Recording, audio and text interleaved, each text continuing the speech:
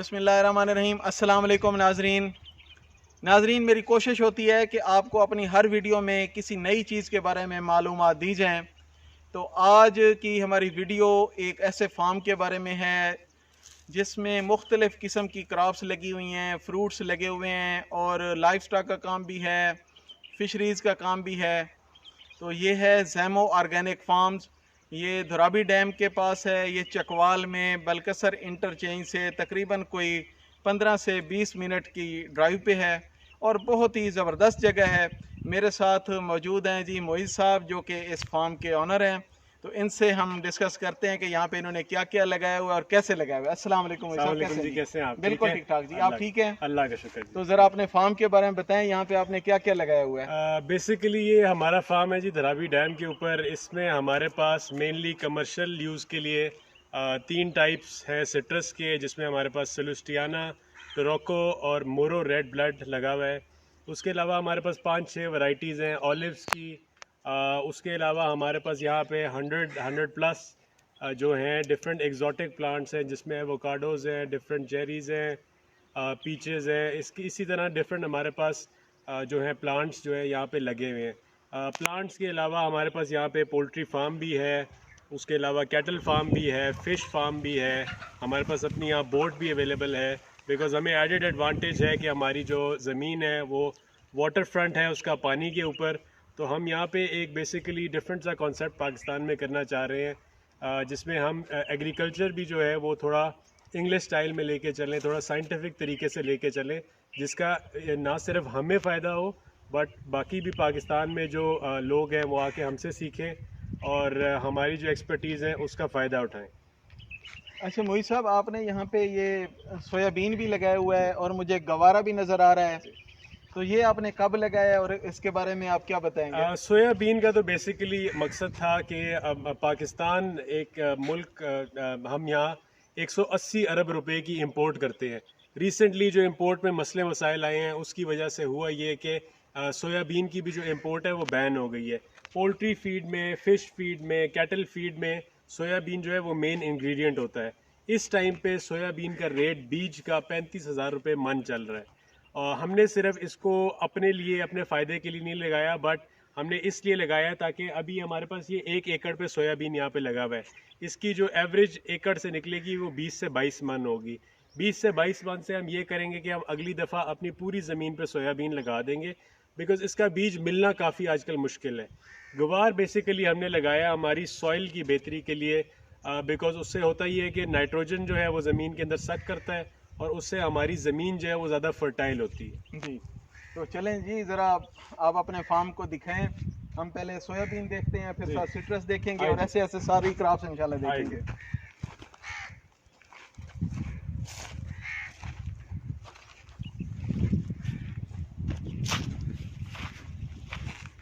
अब देख सकते हैं सोयाबीन माशाल्लाह फ्लावरिंग के ऊपर है। जी जी, माशाल्लाह इसकी फ्लावरिंग नज़र आ रही है।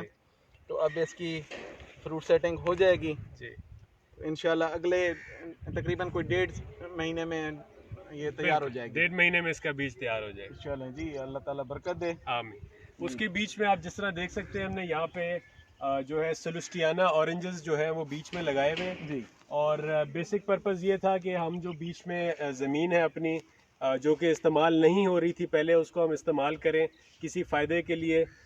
तो हमारा बेसिकली तो ये आज से अगर आप 3 महीने पहले देखते तो यहाँ पे एक बाग लगा हुआ था, बट उस बाग के बीच में हमारे पास 18-18 फुट के फासले पे पौधे लगे हुए थे। तो उसका हमने फ़ायदा उठाते हुए कि जो ज़मीन इस्तेमाल नहीं हो रही थी, हमने यहाँ पे सोयाबीन लगाया। अच्छा नाजरीन, मैं आपको बताऊं कि ये अगर इस जगह को आप 1 साल पहले देखते तो ये एक बंजर ज़मीन थी। जैसे कि आसपास की जो ज़मीनें आपको नज़र आएंगी, इसी तरह से एक बंजर ज़मीन का ये टुकड़ा था और ये कोई सोच ही नहीं सकता था कि ये इस तरह का यहाँ पे बाग और यहाँ पे ये जो फसलात हैं ये यहाँ पे हो सकेंगी, ये पॉसिबल होंगी। लेकिन हमने कोशिश की कि इसको यहाँ पे एक बाग में कन्वर्ट किया जाए, यहाँ पे हाई वैल्यू फ्रूट क्रॉप्स लगाई जाएँ और इस ज़मीन की जो वैल्यू है उसको भी बढ़ाया जाए। तो अब अल्हम्दुलिल्लाह यहाँ पे ये सारे जो फ्रूट्स हैं इसके पौधे बड़े अच्छे लग गए हैं। अभी सेलेस्टियाना के यहाँ पे हमने 300 पौधे लगाए हुए हैं। इस तरह से सेलेस्टियाना जो है ये सीडलेस ऑरेंजेस में आता है और इसका एक्सपोर्ट पोटेंशियल बहुत ज़बरदस्त है, क्योंकि इंटरनेशनल मार्केट में जो सीडलेस ऑरेंजेस हैं इनको बहुत ज़्यादा पसंद किया जाता है और इसमें जूस परसेंटेज भी बहुत ज़्यादा है। इसी तरह से हमने यहाँ पे मोरो ब्लड लगाया हुआ है जो कि पिगमेंटेड ऑरेंजेस में आता है। इसका ऊपर से भी जो कलर होता है पिगमेंटेड होता है, सुर्ख होता है और अंदर से भी ये डीप कलर का होता है और ये रशिया में इसकी बहुत अच्छी मार्केट है। जो एक्सपोर्टर हैं वो इसकी बहुत ज़्यादा डिमांड कर रहे हैं, तो 1000 प्लांट्स ये मोरो ब्लड के भी यहाँ पे लगे हुए हैं। उसके अलावा यहाँ पे हमने सिट्रस के 200 प्लांट्स लगाए हुए हैं ट्राको के। ट्राको भी बहुत ही जूसी वैरायटी है और बहुत ही सॉफ्ट, इसका जो फ्लैश है वो बहुत ही सॉफ्ट है और बहुत ही जूसी वैरायटी है, बहुत ही डिलीशियस वैरायटी है। तो आए आपको दिखाते हैं कि और हमने यहाँ पे क्या क्या लगाया हुआ है। यहाँ पे ब्लैकबेरी भी लगी हुई है, तो चलें ब्लैकबेरी देखते हैं। हाँ जी।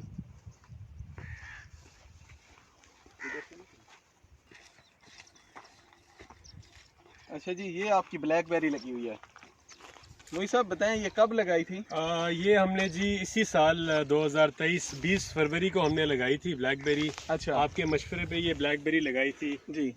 ये बेसिकली एक इसमें दो टाइप्स आती है मेरे ख्याल में, एक थॉर्न वाली होती है, एक थॉर्नलेस होती जी है। जी ये थॉर्न वाली ब्लैकबेरी है जी और इसके पीछे जो है वो ये था कि ब्लैकबेरी का हम जब भी किसी को बताएं या किसी को दिखाएं तो वो यही कहते हैं कि ये शतूत है। जी हालांकि ये शतूत नहीं है, शतूत से बड़ी डिफरेंट चीज़ है। जी और ये जिस तरह डिफरेंट फैमिली है बेरीज की, रास्पबेरी होगी, ब्लूबेरी होगी, उसी तरह ये ब्लैकबेरी होती है।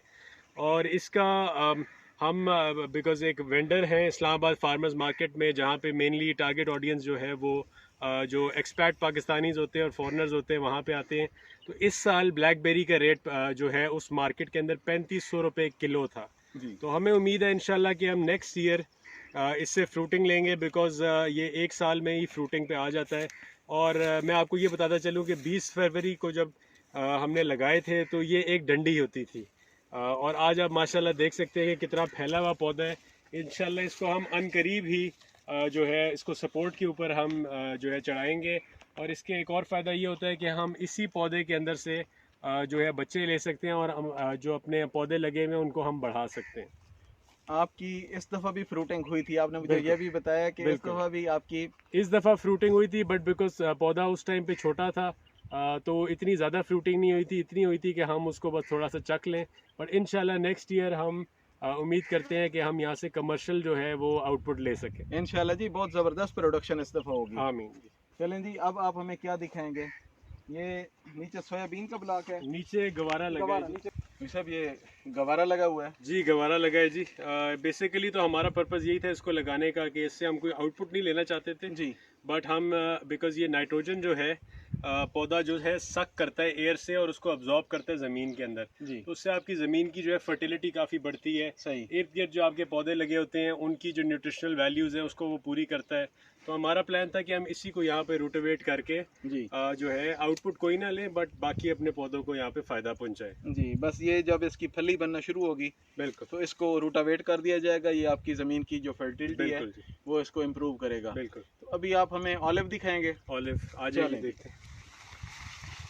अच्छा, आपने इसकी ऑलिव की कितनी वैरायटीज लगाई हुई हैं? ऑलिव की 6 वैरायटीज़ हैं हमारे पास यहाँ पे अवेलेबल। टोटल हमने 1500 पौधा ऑलिव का लगाया हुआ है। जी और बेसिकली हमारे पास जो है जितनी स्लोप्स हमें जहाँ पे अवेलेबल थी हमने वहाँ पे ये ऑलिव का पौधा लगाया है। बिकॉज ऑलिव के लिए जनरली जो है पानी ठहरना बारिश के बाद या पानी लगने के बाद एक जहर करार दिया जाता है।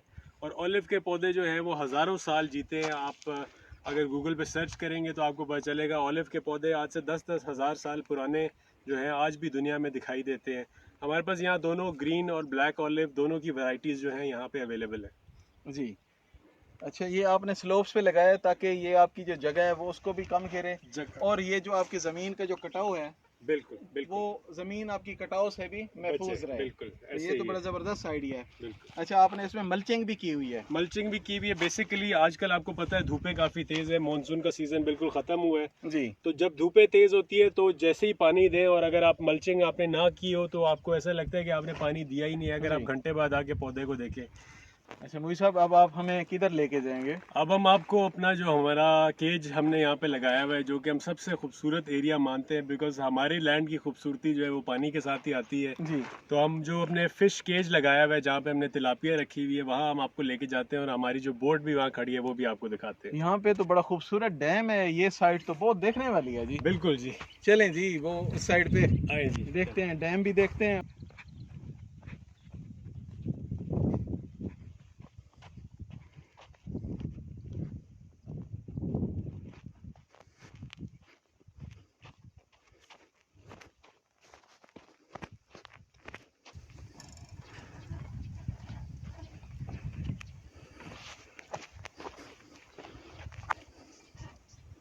यार ये तो बहुत जबरदस्त है, ये केज फिशिंग है। बिल्कुल जी, केज फिशिंग है ये। 2018 में जब पीटीआई की गवर्नमेंट आई थी, जी। तो उन्होंने एक प्रोजेक्ट जो है बाहर से इंस्पायर होकर, बिकॉज थाईलैंड, वियतनाम और चाइना के अंदर ये प्रोजेक्ट काफ़ी देखा जाता है कि वहाँ पे लेक्स में लोगों ने ये लगाई हुई होती है और वहाँ पे मछली की ब्रीडिंग कर रही होती है। सही। बेसिक कॉन्सेप्ट ये है कि इतने से स्ट्रक्चर के अंदर आप 1 एकड़ जितनी जो है फिश फार्मिंग कर सकते हैं। अच्छा। ये ऐसे ही है कि जिस तरह आपके पास 1 एकड़ ज़मीन है और उसके अंदर आपने पानी छोड़ा हुआ है और आप फिशिंग कर रहे हैं वहाँ पे। तो यहाँ पे बेसिकली आप देख सकते हैं कि 10 केजेस जो हैं आपको ये नज़र आएंगे। पूरा इसको जो है बैटरी कहा जाता है पूरे स्ट्रक्चर को। अच्छा। ये बेसिकली स्टेनलेस स्टील से बनाया जाता है ताकि पानी में जो है इसको जंग ना लगे।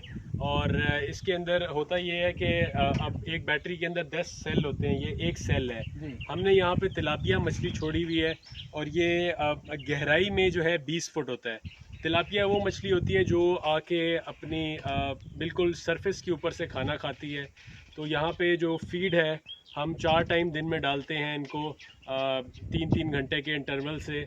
और उसमें वो फीड ऊपर जब फ्लोट करती है तो वो ऊपर आके जो है खाना खाती रहती है। तिलापिया मछली जो है वो जैसे ही पानी का टेम्परेचर 27 डिग्री से ऊपर हो जाता है, यानी कि मार्च के महीने में जाके, तो इसका बच्चा जो है 20 से 25 ग्राम का वो हम डाल देते हैं इस केज के अंदर।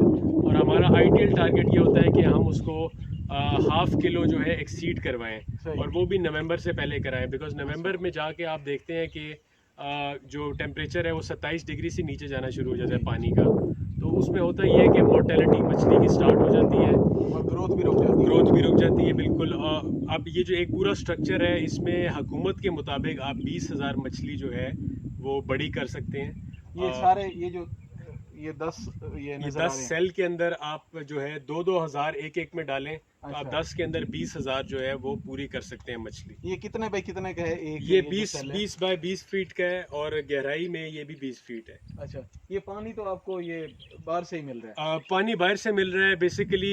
ये क्योंकि एक हुकूमत का प्रोजेक्ट था और उसको वो प्रमोट करना चाहते थे, तो यहाँ पे इन्होंने जो डैम का ठेका जिस भी बंदे के पास होता है जी। उसके साथ उन्होंने कॉन्ट्रैक्ट में कंडीशन लिखवाई हुई है कि ये केज जहाँ भी जिस मर्जी डैम या लेक पे लगे या दरिया में लगे, उसका कोई भी हुकूमती इदारा या कोई भी इंसान जिसका ये ठेका हो उसको वो तंग नहीं करेंगे आके, सही। बिकॉज ये उनका प्रोजेक्ट है, उन्होंने इस चीज़ को प्रमोट करना है आगे। ठीक हो गया। तो ये अभी इसका क्या साइज हो गया? आपने मेरा ख्याल है लेट डाली है हमने थोड़ी सी लेट डाली थी बिकॉज हमें ये जो केज है थोड़ा लेट मिला जाके, जी। और फिर बच्चा भी लेने में हमें थोड़ी सी जो है डिफिकल्टी हो रही थी राइट साइज का, बिकॉज हमें नहीं मिल रहा था, या तो बहुत बड़ा मिल रहा था या बहुत छोटा मिल रहा था। अच्छा। तो हमें जो आइडियल साइज हमें चाहिए था 30 से 40 ग्राम का, वो हमें नहीं मिल रहा था।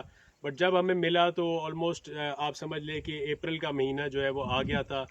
और हमने जो है आइडियली तो यही है कि हम इसको 1/2 kg एक्सीड कराएं, बट अभी इस टाइम पे ऑन एवरेज, बिकॉज हमारे यहाँ पे जो एक्सपर्ट हैं वो आके इसको एक एवरेज वेट लेते हैं हर केज का, तो उनके मुताबिक 350-400 ग्राम टच कर गई है और हमारे पास अभी भी 2 से ढाई महीने अवेलेबल है। 2-2.5 महीने में इंशाल्लाह ये इंशाल्लाह हाफ के जी। इंशाल्लाह। अच्छा, मुझे ना पीछे एक बोट भी नजर आ रही है यार, ये तो बड़ा जबरदस्त काम है। ये जी अभी हमने बोट ली है, यहाँ पे 10 सीटर जो है बोट है। अभी असल में इससे कुछ काम निकला हुआ है, वरना आपको वीडियो में भी इसका जो है वो टूर करवाते हैं जी। तो इस पे आए आपको करीब से ये दिखाते हैं जी। चलें जी, ये आपकी बोट देखते हैं कि ये कैसी है। ये तो बड़ी ज़बरदस्त है। बिल्कुल जी, ये अभी जैसा आपको बताया थोड़ा सा काम कर रहे हैं। असल में ये अभी हमने रिसेंटली लिया है, हफ्ता 1.5 हफ्ता हुआ है। अच्छा। और अभी इसके अंदर थोड़ा सा इंजन का भी काम है और बाकी ये सीटें शीटें, बिकॉज ये बोट जो है 8 साल बाहर पड़ी रही है पानी से, तो इसकी काफ़ी जो है वो उस तरह बॉडी में आप समझ लें कि सीटें शीटें जो थी इसकी फटे शटे थे वो ज़रा ख़त्म हुए हुए हैं। ऊपर तड़पाल भी हम बनवा रहे हैं अभी, तो वो भी इंशाल्लाह जो है हम अब बनाएंगे।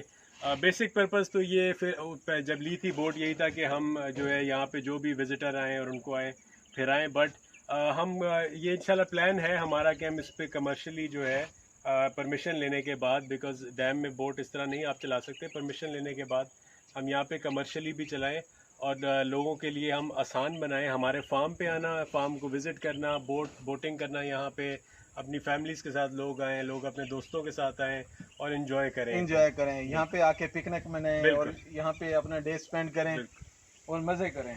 तो ये तो बड़ा ज़बरदस्त व्यू है, यहाँ पे इतना बड़ा डैम और ये तो बहुत ही फैंटास्टिक जगह है जी। बिल्कुल।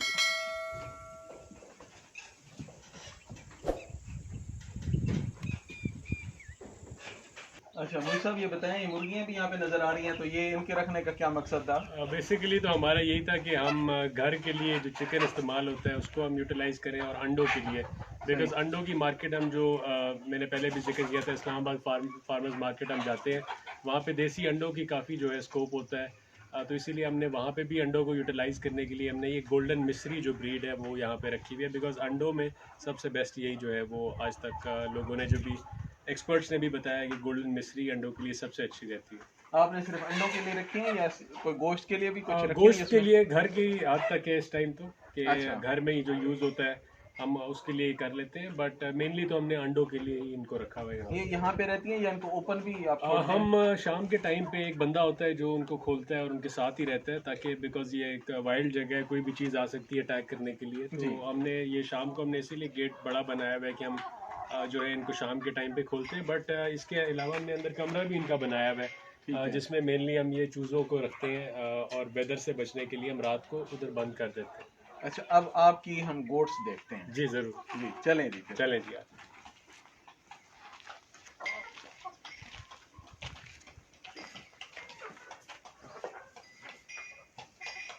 जी मोई साहब, बकरियों के बारे में बताएं, आपने बकरियां भी रखी हुई हैं, कितनी एक बकरियां रखी हुई हैं? और ये हमारे पास कोई 13 एक बकरियां हैं और 7 एक बकरे हैं यहाँ पे इस टाइम पे, बट इंशाल्लाह हमारा प्लान है कि अगली ईद से पहले हमने बेसिकली 2 चीज़ों पे जाना है। एक तो हमने ब्रीडिंग पे जाना है और वो हम मक्खी चीना की जो है ब्रीडिंग पे करेंगे, और दूसरा जो है वो हमने इनको फैटरिंग पे लेके जाना है। ये 2 चीज़ें इंशाल्लाह हम करेंगे अगली ईद से पहले, और अभी तो आपको बड़ी कम नज़र आ रही है। जी जी, इंशाल्लाह ईद से पहले जो है आपको यहाँ एक और विजिट कराएंगे और फिर आप देखिएगा। चलें जी, नेक्स्ट टाइम इंशाल्लाह देखते हैं कि आप कौन सी नई ब्रीड्स लेके आते हैं। जी ठीक है।